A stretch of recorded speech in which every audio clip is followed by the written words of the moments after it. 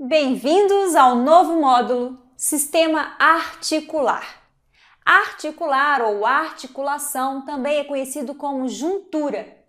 No cotidiano, popularmente, juntura é um termo usado quando em algum lugar duas coisas se mantêm juntas. Isto é juntura. Anatomicamente, esse termo juntura ou articulação significa conexão existente entre quaisquer partes rijas ou rígidas dos componentes do nosso esqueleto, sejam eles ossos ou cartilagem.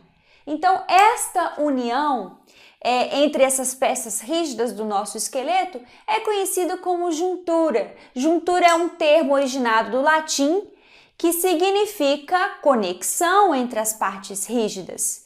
Daí a gente tem as articulações do nosso corpo. As articulações têm como objetivo principal a união entre as peças ósseas, entre as peças rígidas e também permite mobilidade. Então, o encaixe entre uma peça óssea e outra, aqui representado por um plugue e um adaptador, eu tenho um encaixe perfeito. Esse encaixe ele permite a união entre essas duas peças. Acontece isso também no nosso corpo entre segmentos corporais, como por exemplo, aqui no esqueleto apendicular superior. Entre o antebraço e o braço existe uma união.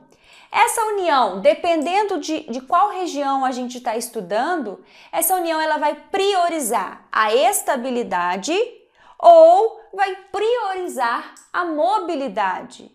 O que eu quero dizer com isto? Eu quero dizer que nem todas as articulações permitem o mesmo grau de movimento, o mesmo grau de mobilidade. Vejam aqui, nós temos o crânio. Os ossos do crânio, a gente estudou lá no primeiro módulo, que são no total número 22 ossos, eles se articulam. E vocês acham interessante as articulações do crânio permitirem muito movimento entre eles? Não, porque dentro do crânio existe o encéfalo, fazendo parte do encéfalo o cérebro, que é o poderoso chefão.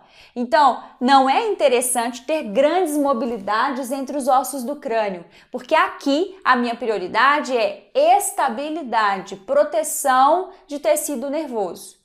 Em contrapartida, na mão, por exemplo, a gente tem uma prioridade de movimento. É interessante que eu faça muito movimento para eu manipular os objetos. É interessante que eu faça movimento de ombro. Então, aqui no ombro, a mobilidade é bem diferente entre os ossos parietais. É isso que eu quero dizer. Então, tem várias articulações no corpo e cada uma delas, dependendo da sua estrutura, dependendo da sua demanda, vai priorizar estabilidade ou mobilidade. Então, nós temos num grande grupo de articulações 3 classificações, 3 tipos de articulações. Os tipos são articulações fibrosas, articulações cartilagíneas, ou também conhecidas como cartilaginosas, e articulações sinoviais. E qual é o critério utilizado para a divisão dessas articulações? O critério é a natureza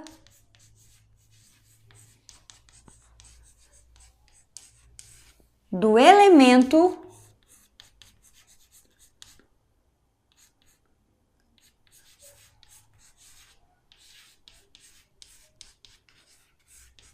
que se interpõe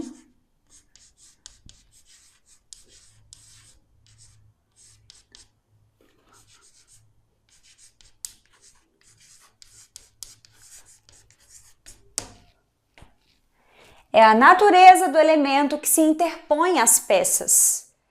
Então, eu vou ter que resgatar com vocês um pouquinho de histologia, porque é o tecido que está entre duas peças ósseas, é a natureza deste elemento que vai dar a classificação em articulação fibrosa, cartilagínea ou sinovial. Então, dentro das fibrosas, o elemento que se interpõe às peças é o tecido conjuntivo fibroso. Então, se você não lembra, vai lá no livro de embriologia, histologia e estuda um pouco sobre as características histológicas do tecido conjuntivo fibroso. O que eu posso aqui destacar é a sua riqueza em fibras colágenas, especialmente colágeno do tipo 1, que é um colágeno resistente à atração. Então, essa é a articulação fibrosa. Por exemplo, no crânio nós temos muitas articulações fibrosas que são resistentes, então a mobilidade ela não é uma prioridade nesse tipo de articulação.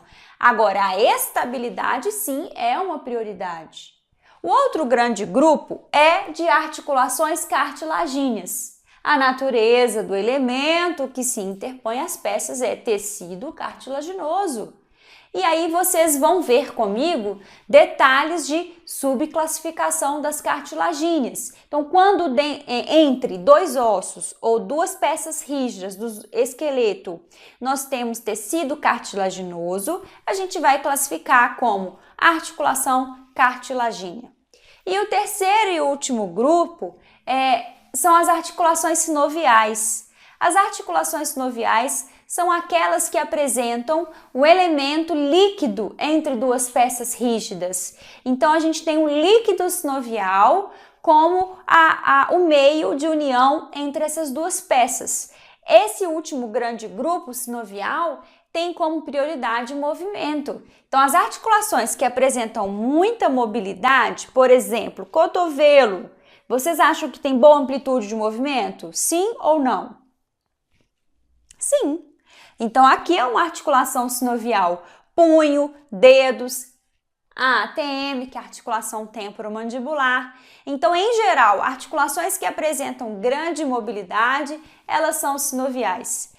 Olha a importância disso para as nossas funções no dia a dia, né? No nosso contexto. Então, olha bem, o membro superior, você imagina se ele fosse um segmento só?